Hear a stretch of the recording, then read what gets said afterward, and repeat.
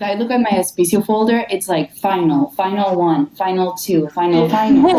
Because so often, especially as women, we are told to sacrifice our identity, to sacrifice our dreams. Of your time. So that's what I was trying to say. No, you all said it beautifully. Death is not terrifying. It's actually my purpose for living. Yeah, that's me. That's my relationship with death. All right. Hello, it's Rachel from the future. I'm really excited to share this conversation that I had back in January with three Annas, one of whom I met at the Nevada Women's Film Festival when we took a marriage there last year. And I instantly just clicked with her and resonated with her work. So I'm really excited to share this conversation that I had with the three Annas behind a beautiful film called Adspicio. Without further ado, I hope you enjoy.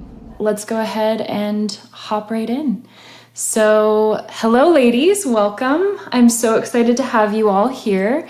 If you wouldn't mind, we can just briefly introduce ourselves just by saying our name and our role on the project.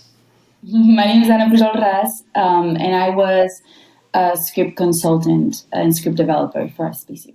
My name is Isabel Octavio. I was same thing, script consultant and script developer for Adspicio. My name is Ana Sierra. I was a director of Adspicio.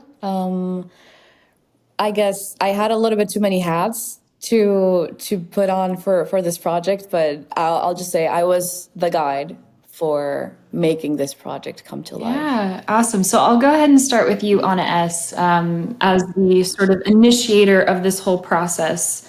Where did this all begin? Where did this process begin for you? How did this idea come about?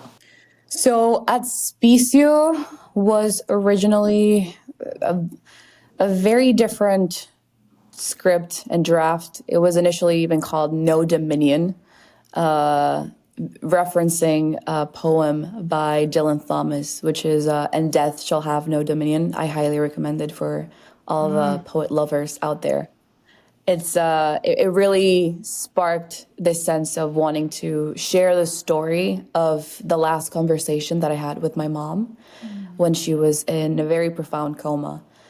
And as I kept writing and developing and like jumping from draft to draft, I didn't see the potential that it had. I would dare to say it officially started when I sent it to Ana Octavio, because that was a moment that I saw, or that someone believed in it, other than just a thesis film.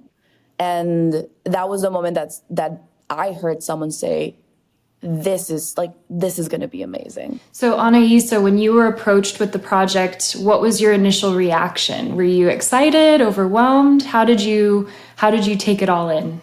Well, I was approached with the project when Anais was kind of in a low at the moment. So she was reconsidering some things about her life here in LA, which is not an easy life if you want to be a filmmaker in a city full of them.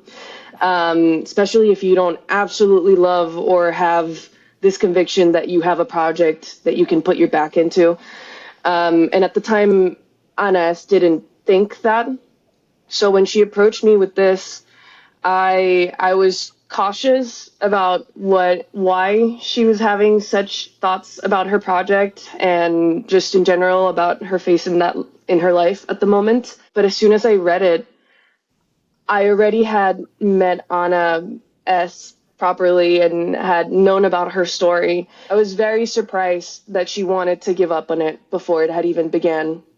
So I just told her that if she didn't do it, she was going to regret it, which is an awful thing to say to a friend. But I knew that she would listen if I said something like that. And I just thought the project had a lot of legs. I knew it needed work, but heart and soul was in it. So I just wanted to be a part of it at all costs. And she allowed me immediately to join her. So Ana P, how did you begin this journey with this project? I honestly didn't know it was even like a project, like a film project, because we often think of Adspicio as a conversation, not a film project. When I first met Anna, she never said my thesis. She said Adspicio. So it was a conversation. It was something we talked about often. And then it wasn't until much later when she said, "Hey, can I send you the script?" So I became involved in it in a very kind of accidental way. I was part of the conversation before I even knew that I was going to help with the script.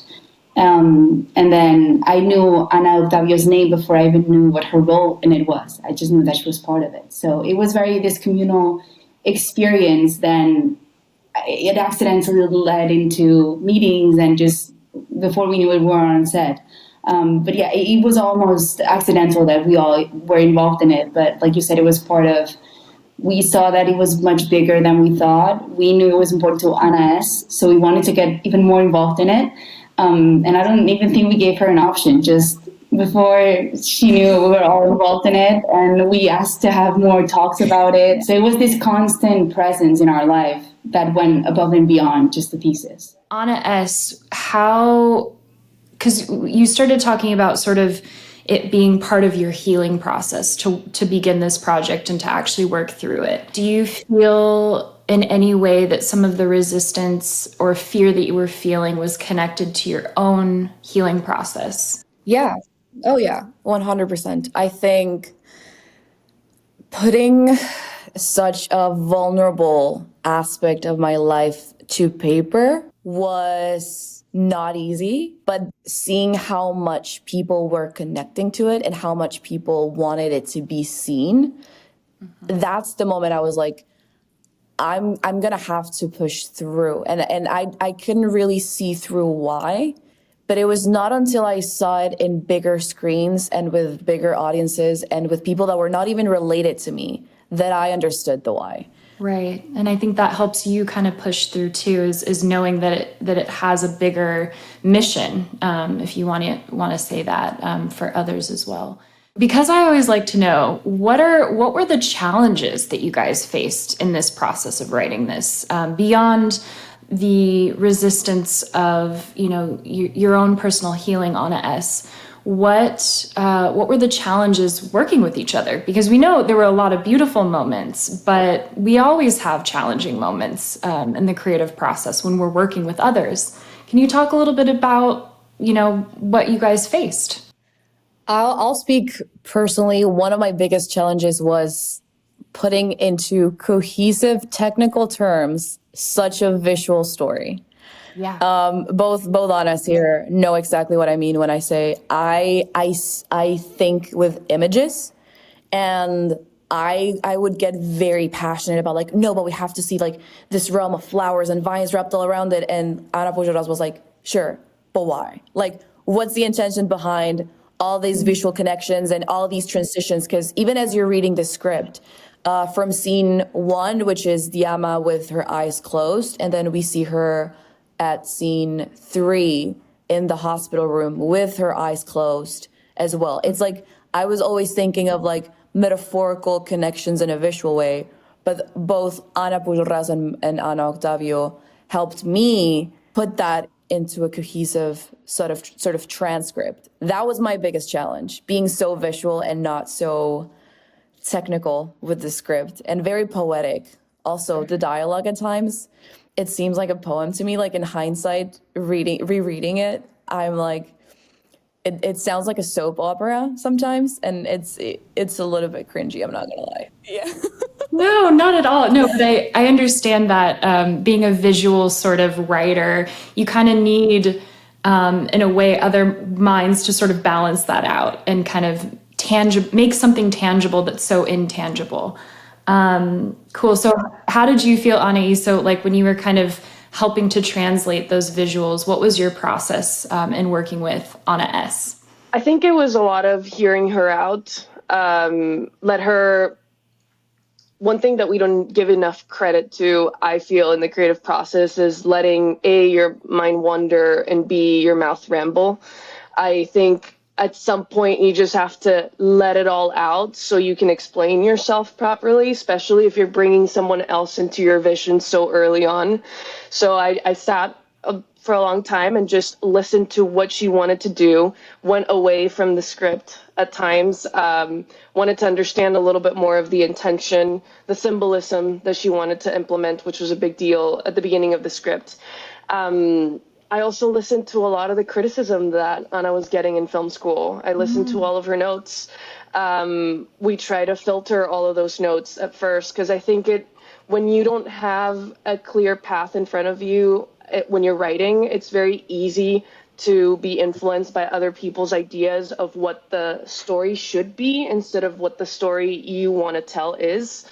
And I think I came in at that point where the story was being lost a bit in the minds of people outside of Anna S's. But I did want to add a little tiny anecdote that I just remembered to one of the challenges. I think it wasn't, I'm maybe speaking for myself, but I didn't find any challenges in the writing process, both with Anna S and Anna P. I think it was incredibly seamless, which is something I have experienced very little in this career path. But I will say that one of the challenges with something so visual was actually later on, once the script was almost locked and we were already location scouting, because it's very easy. It was hard at first to like visualize where things were going to go, and we were looking at locations and, okay, can we dress this, can we not?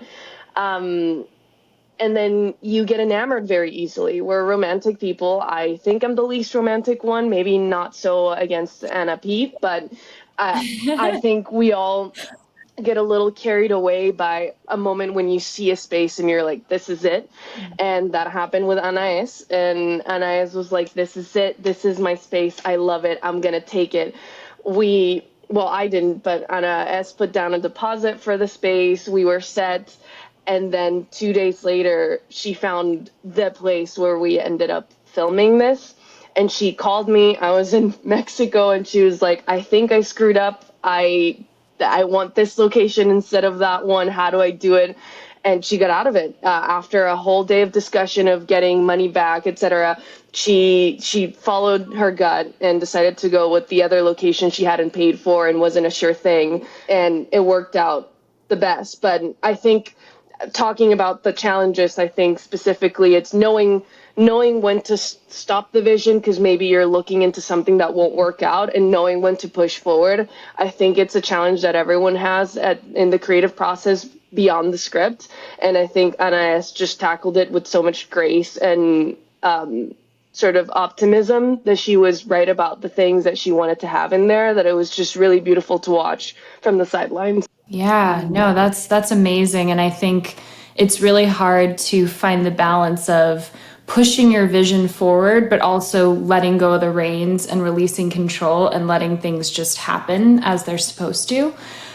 Because oftentimes we can be so much in our heads or only see part of the path, and not the totality of what it could become. That actually brings me to a larger sort of question, which is open to any of you guys, but and maybe Anna S. primarily. How can I phrase this? How hard is it for you to sort of balance staying true to your staying true to your vision, and accepting feedback, and accepting and kind of releasing the control? How hard is it for you to release control around in a concept that you come up with? I am very stubborn. That's not a good trait to have, especially when you want certain things. I remember being very adamant about elements in the story of like, I need the baby piano. I need the Elena written on the wall. Like I need like very specific things. And some people were like, yeah, but it's useless. And I was like, I don't care. I need that. Nonetheless, using Ana Octavio's story as a perfect example of how letting go of control and allowing that sort of God-given heavenly channeling of things that you have to receive. I sent the script to a friend for feedback. And she's the one who told me, I have the location for you. The place exists for you. And if I would have been in this more sort of secluded writing process of like only Ana Pujolràs and Ana Octavio can read the script. Only us three Anas can be involved in this writing process. And I would have not allowed this script to be read by so many other people. I was open to receiving many opinions, which, as Ana Octavio said, it can be overwhelming because you start doubting yourself. But by giving up that sort of, this has to be this way and this script has to be read this way, I even received the location that ended up being the one that we shot at. So I will say real quick, your stubbornness is good. It was good for me because I remember the first time I met Anna. When you hear the logline for this film, it is very easy to jump into the stereotypes. And one of the first things that Anna said to me was, "This is not a sad story." And that one piqued my interest because just by the logline, I was like, it doesn't make sense. But every note that was against that, Anna put her foot down and she was like, "We're not going this route. We're staying with this is not a sad story." Yeah. So let's work around that concept. So your stubbornness was good, at least for the creative part of it, because I think you had very clear ideas of what you did not want. And that gave us enough. And she received a lot of notes. When you're in film school especially, everyone has an opinion and it's great. But also I think we all went to the same school. We know how it works. So she would receive a lot of those notes, but we knew which ones to take and which ones we didn't have to take. And especially once we got to know each other more, we were talking about your V. We're all very opinionated, which is one of my favorite things in a creative room when everybody's opinionated. And we knew how to push each other's buttons. But if I said, "I'm really passionate about this note, I think we should listen to it more," they trusted me enough to hear me out and give me extra time to explain myself.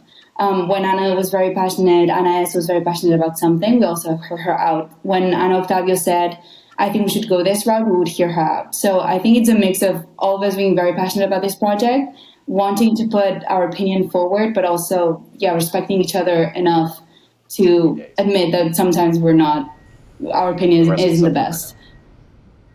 She's been gradually declining, and at this point, I would recommend focusing on keeping her comfortable rather than more cures or more treatment. No. No, I'm right here. I'm right here. Honey, I'm not going anywhere. I'm right here. Elena, tell her. I'm not going.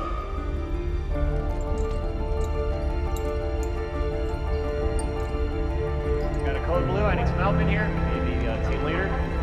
Tina, if you could start compressions.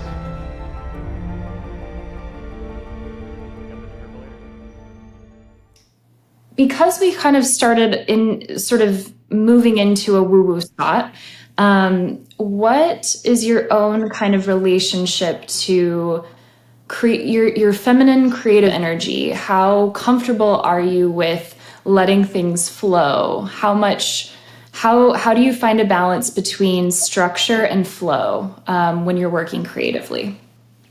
Ana, I think you should answer first because Ana Octavio have a very different definition of what femininity is than I'm excited to hear that. I think this group works very well because Ana and Rachel, you're both on the same mindset, and then Ana Octavio and I are on another one. I love that. I'd love to hear. Yeah. So Ana S., if you want to go ahead and start off with your kind of perspective, and then we can move into a counter argument or another perspective. I would say how I tapped into my own creativity in this project had to be very sensitive oriented because of the connection of a mother-daughter relationship. So I was very in tune with fibers that put me into a lot of distress or emotional distress. And I try to be very, very sensitive, but I don't see creativity as a gender. I just do see it as a force. I just see it as a powerful energy. I don't know if I see it as a feminine energy. But I do associate it with a lot of vulnerability. And maybe that is associated per se by the social standard norms, being vulnerable by default being feminine, but I don't think that is a weakness, because I think men can also be vulnerable, and that should not be discouraged in any way. I think saying that I tapped into feminine creative energy is being untruthful to how I think of creativity. To me, something Anais mentioned is, to me, creativity isn't feminine, masculine, or in the middle. It just is. I particularly have always been told that I'm more of a tomboy, or that I have a masculine energy per se, defined by social rules and not necessarily by what I think about it. So I understand when people come up to me and say that, but it's not necessarily how I feel about myself. And I think that when it comes to creativity, you don't need one or the other. You just need energy to do it. So when I tap into my creative juices and things are flowing and I start structuring, creative ideas around what I'm thinking, I really aren't thinking about where am I tapping into. I just sort of let it flow freely and figure it out as I go, because it's a much cleaner way to me of writing stuff that's in my brain, stuff that I'm wondering about. It's a different way of exploring topics. Sometimes I write stories that are from a woman's point of view, but it's not necessarily a woman with so-called feminine energy, and that frees me up to do it properly. So yeah, I don't think I'm in tune with feminine creative energy. I think I'm just in tune with my creativity, and I'm willing to just let it flow right or left depending on what I'm putting on the paper. Yeah, no, I love that. That makes a lot of sense. Anna P., what's your perspective? Yes, I'm similar to Ana Octavio in that sense that I just don't think about it. I just create. But I think I've always had a different definition of what femininity is. So for me, like Anna has mentioned, like being vulnerable maybe is tied more to women, but I grew up with very vulnerable men in my life. At the same time, I grew up with very outspoken women, and a lot of women that put their foot down and would not tolerate anything. So it is. I think femininity, especially nowadays, is such a subjective word that tapping into it, I don't even know what it is. Because I didn't even know how to define it. And so, for example, it is interesting in Adspicio because we do have a mother-daughter relationship. So being 3 women writers, you would think that we really tapped into that. But I think it came almost naturally for us because I always say that I come about it I'm a very protective of the people I love. So I didn't think about it as in a motherly way. I was like, if anyone hurts the people I love, I would act this way. So I think it wasn't even tapping into the feminine energies. Like the energy that we each other have is good and it works for every story. You just have to find the part of it that works for this specific story. So in my case, my feminine energy was to protect people I love. That's how maybe I tapped into it. And one thing I'm very passionate about, I don't know if we discussed it with Ana S. I'm very passionate about how female characters react on screen. And I've said in multiple projects, I don't want her crying in a corner without actually moving. I want the character to move around the space. I want the character to actually feel stuff.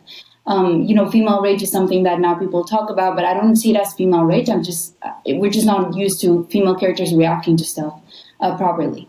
So when Anna came up with the page of Diama walks around the room, Diama frantically tries all of the keys. That's something that I was very attracted to. Maybe it's my feminine creative energy, whatever it is for me, that it felt normal to see that on a screen for the first time and not have her crying about her daughter. It was more of that thing that made sense, I think, for all women to see on a screen, that was just like her frantically and passionately trying to get out.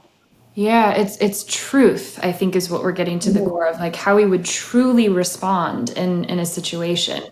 And some words that were coming up as you guys were talking were just creative power. Like, it doesn't need to have a feminine or a masculine identity, but just creative power. It seems like you were all tapped into that power. And so it's really beautiful to hear.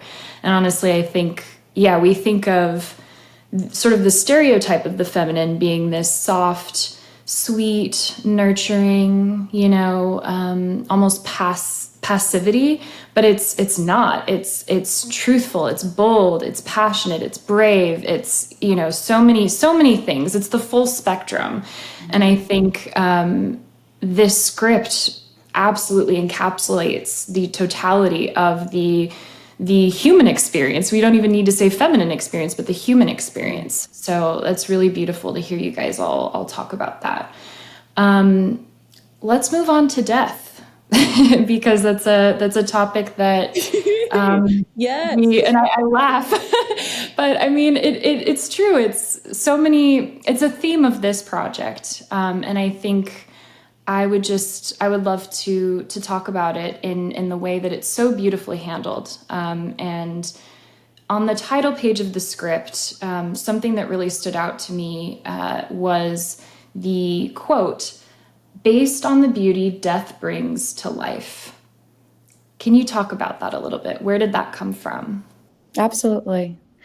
Ironically, I would say 5 years ago, I would have not been able to talk about death with the same power and strength that I do now. I think death is a very delicate topic because you can see right through someone's eyes whenever they feel uncomfortable by it or they feel appealed and they understand that it's a natural course of life. And since I was very little, I thought it was fascinating to think that the one thing in common that we all share and that is completely out of our control, at least until they discover how to make us immortal, is death.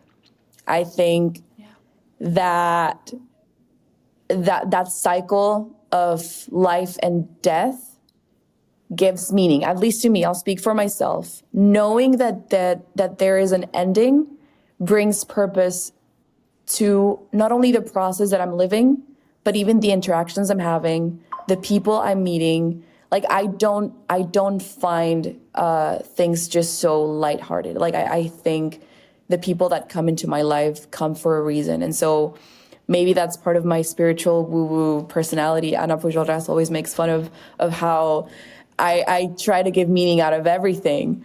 But definitely seeing my mother pass away in that way changed my perspective of we all have a ticking clock. How do we want to spend it? What do we want to do with it? And that quote was inspired by also a book that my DP, Eunice Pamela, wonderful creative artist, shout out to her. She's fantastic. I've connected in that way with death while reading this book and understood that death is not terrifying. It's actually my purpose for living.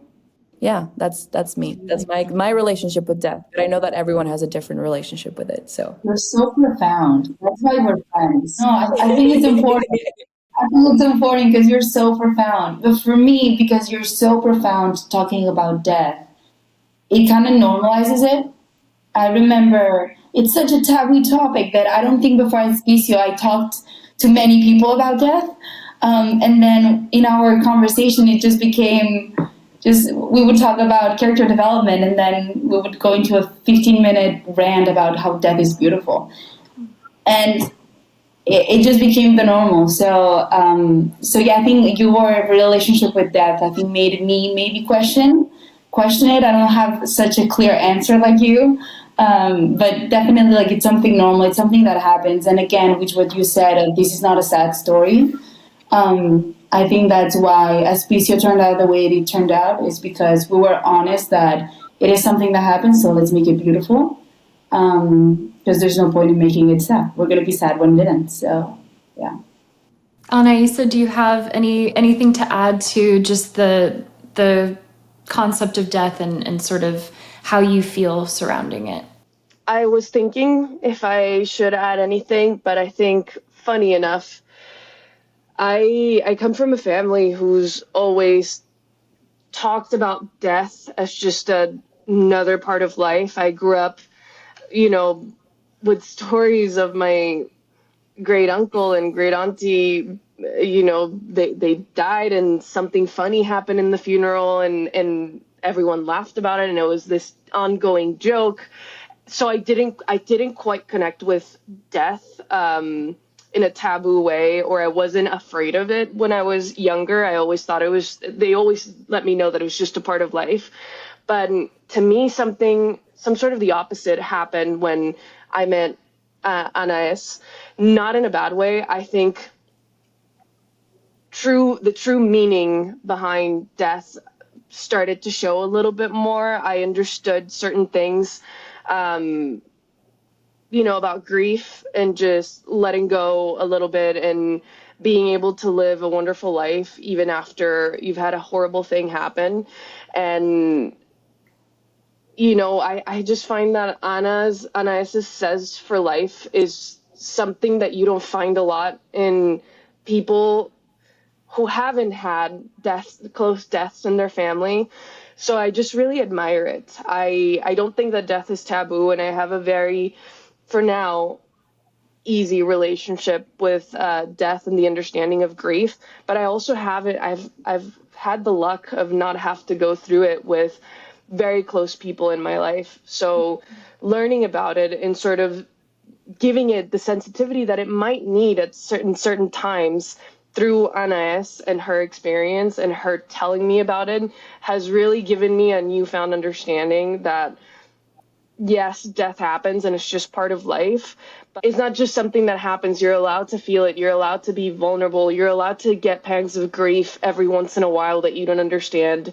I haven't lived through them. I probably don't understand them yet, but I don't know, it just brought new sensitivity to the subject that maybe my all too careless family, trying not to scare me about death, forgot to add when I was growing up.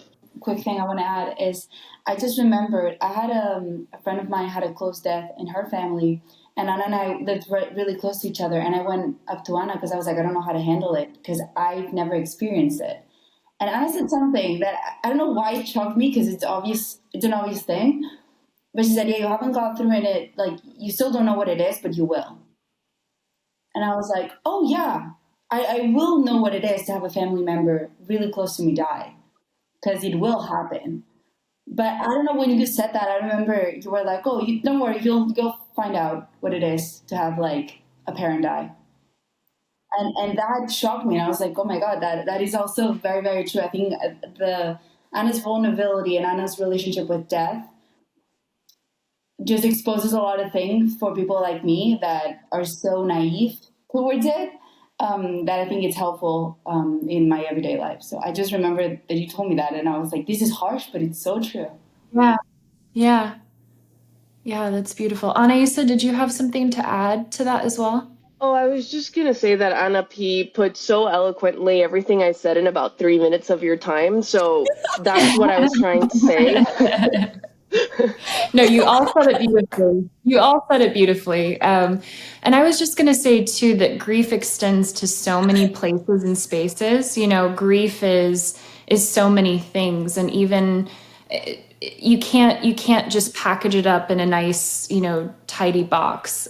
We all experience grief in different ways for different reasons. One question that came up for me is how does loss bring you closer to love in your life?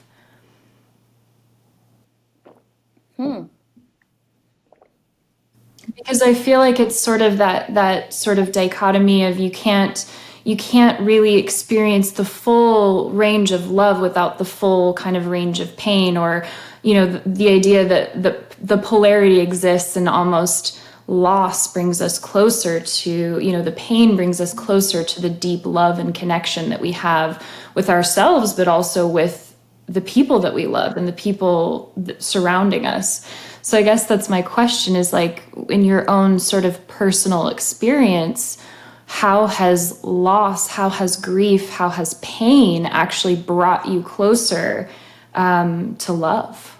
From two pains, losing people that I care for, and losing, a loved one definitely gives you a stronger connection to those you love, because you want to make the best out of the moments that you have with them.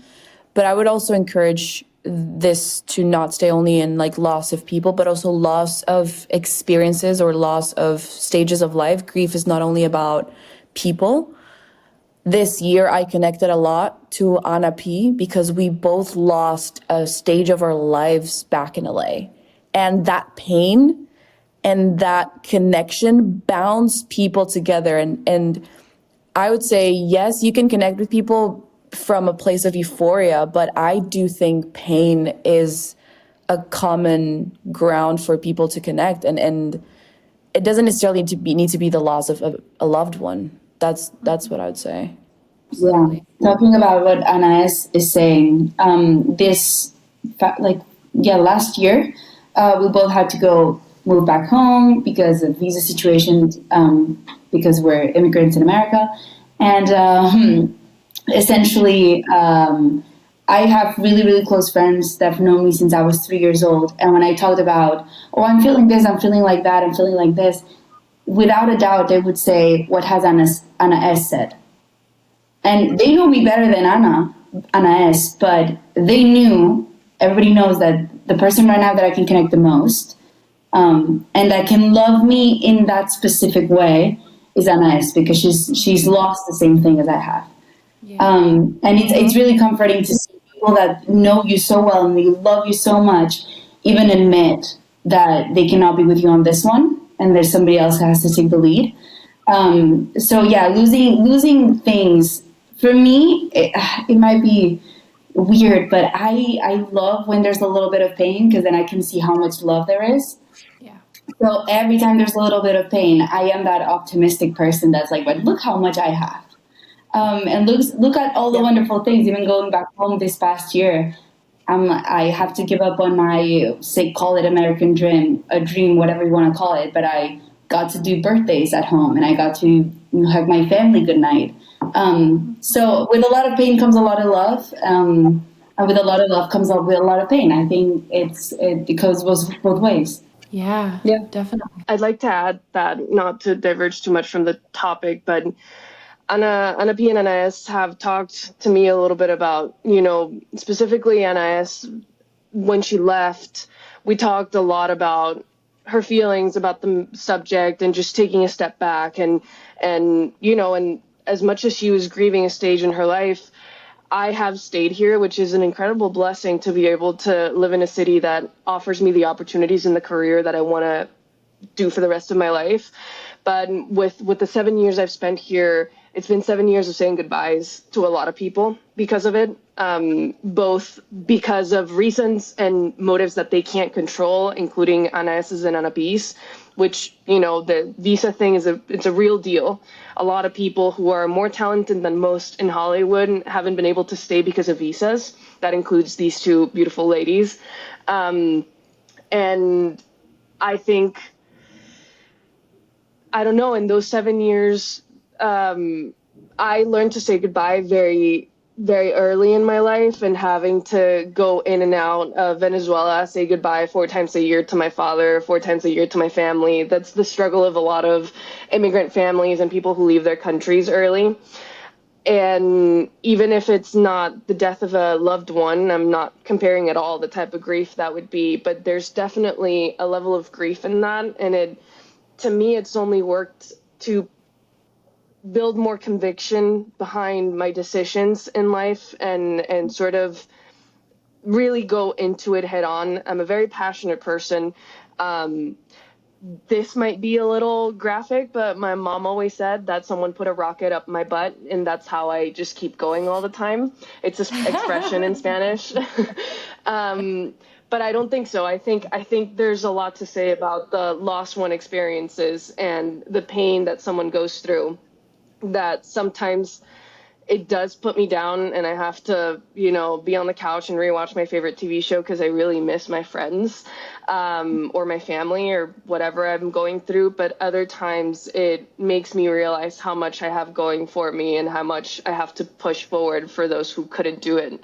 And for myself as well. I'm not above being selfish and realizing what life has given me and using those opportunities for the good instead of for the bad.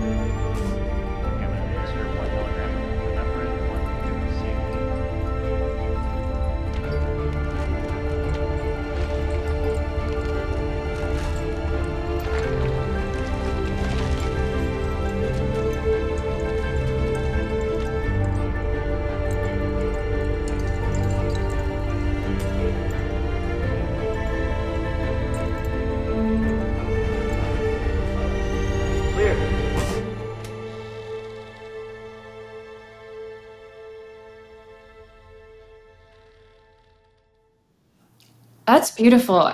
The word that stood out to me at the very end there was selfish. I want to ask you guys your perspective on that. Do you think selfish is a bad word?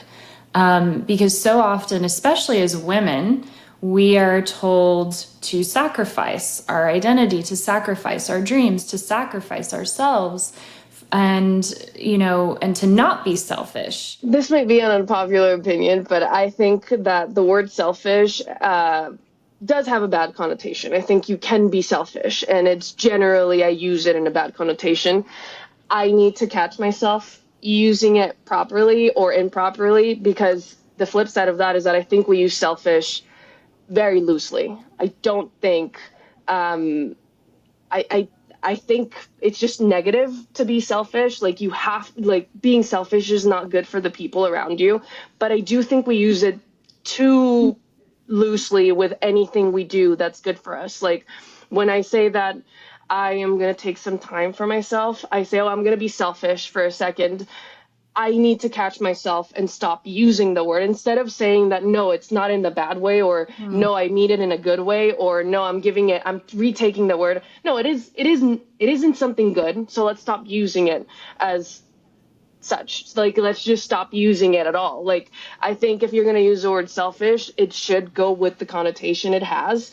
And if I'm saying that I want to take time for myself to work on my projects, instead of saying I'm going to be selfish, I'm going to be determined and focused for a couple of days so I can finish the project I'm going to be working on. But that's something that's how I see it, and that's how I want to shift the narrative, because I don't think we'll ever change the negative connotation that selfish has, but we can change where we use it. So that's how I feel. I love what you're saying on Octavio. I would have never thought about it that way, which is I need to stop saying I'm going to be selfish and put myself first. It's just I am prioritizing my work, my job, or whatever I want to do. And that should not be, like, selfish should not be part of the equation. People that prioritize and are in alignment with their values and who they are not being selfish. They're being congruent. And I think being incongruent to who you are is an act of selfishness to yourself. Like, you are literally diminishing at your core who you are. And mine is a bit controversial, but I think selfless and selfish are the same thing. Because when you're being selfless, you're doing it because you like the way it makes you feel. No, you're not doing it for the other person. You're doing it because you like the way it makes you feel.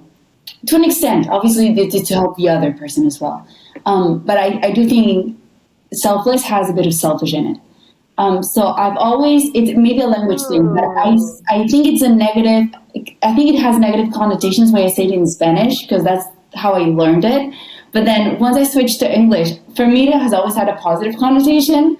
So I've never used selfish in English as with a negative tone. So, but yeah, as I grow as an adult, mostly I've talked to a lot of people that do a lot of good in this world, and they admit it's because I like the way it makes me feel. So that's why I don't see it as negative. Because there's not a positive either. Actually, they're just really complex concepts. Right. And I think we're all human and we have egos. And I think there is, whenever we're doing something for someone else, there's always a part of us that is doing it because we like the way that it makes us feel.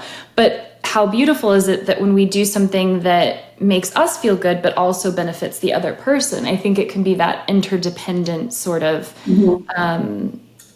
relationship too. I think it becomes a problem when it is, used for manipulation or, sort of manipulative purposes. That's when it can kind of veer into the toxic. But no, I really like that. That's interesting to sort of see almost, again, the polarities, the opposites sort of almost being the same thing in a way. Yeah, it's just interesting. It's something that's come to my attention a lot this year. And as you three are so, strong and powerful and passionate in your convictions and passionate in your sort of pursuit of creativity, I wanted to sort of ask that to see, have you been called selfish for that? Has that projection kind of gotten to you in any way? I think Anais and I have talked about this topic because I was telling her that somebody, right, or something like that, someone called me selfish, or like, I don't remember what it was, but I've been called selfish so many times, but it's kind of like the feminine energy. I've also been called a tomboy. I've been called one of the boys as well. Just because I'm not like extremely vulnerable and that I don't fit the feminine traditional sense of the word. So same goes with selfish. I'm someone who I know what I want and I'm going to get it. And I also prioritize myself a lot. I love being alone. Love it. Me too. It's one of the best things. But people think that just because you're alone, you're lonely. And so then when you explain it, they're like, oh, you're just selfish. Or, when you talk about motherhood, that's like another can of worms when you talk about motherhood. And I'm like, I think a lot of people, even like human moms, dog moms, I think a lot of people just have a dog because they just feel lonely. No, so it's a selfish act. So I've had a lot of conversations with people that they just assume that just because you have a point of view, you're just selfish, and sometimes you just ask yourself the right questions. That's why you have that point of view. Yeah. I want to bring it over to you, Anna S., if you don't mind, because as we're talking about this, it sort of leads me to this being such a personal story for you. And in a way, somebody could say, oh, well, tackling, such a personal topic is selfish. How would you respond to that? I've thought about it so many times, and I think that was one of my biggest fears, especially putting it out there. And if you know your truth and if you know where you're coming from, you have nothing to worry about. But if there's some sort of trigger, or if there's some sort of like ill will or intentions from another place, I think question that. I don't feel selfish sharing it because I know that it's helped a lot of people. And whether someone thinks it's selfish or not, I am not bothered by it. I guess I would be concerned if people that I loved think of me as a selfish way. I think that's when I would doubt it. I would be like, I would have the conversation and I would ask the why. I would dig deeper into like, why would you think it's a selfish act? I would then ask them, like, are you sharing your vulnerability, and would you like to share as well? Are you seeing something that in my process that you would like to do? I don't know. I think it's a little bit of a rabbit hole. Me personally, I don't think it was a selfish act. I think it was a healing process to share. Yeah. Healing is not selfish, and sharing that process is not selfish. So I really like that, the element of, if you're coming from that truthful place, then you're going to actually reach people. Like in a way, prioritizing yourself is actually prioritizing everyone, because you're able to speak from that place. So I'm gonna kind of bring us back to the script a little bit. So specifically, scene 7, 8, 9. Why did you want to focus on this sequence? How do you feel like it encapsulates sort of the story as a whole? The reason why I love that sequence the most is because that is the moment that Diama is physically seeing her world collide after holding on so dearly to life. And it's a metaphor for letting go. It's a metaphor for that bridge that's going to take her into Elena's room. This is the moment that we're about to enter depression. This is the anger of a mother that doesn't want to let go of her daughter. And I just find it visually very powerful, sonorically, sound, music, and score. Walter and Nicoleta, the composer, did a phenomenal job in post-production along with me. And so, yeah, I thought the contrast of what we wrote and how we were able to put that in post-production and actually make it work and make people feel like they were at the edge of their seats was magical. It was one of those things that I saw in my head, and then whenever I saw it in the big screen, I was like, oh shit. I didn't expect it to feel this good, and I'm glad it does. Thank you guys so much for listening and watching part 1 of our conversation. Look out for part 2 coming soon.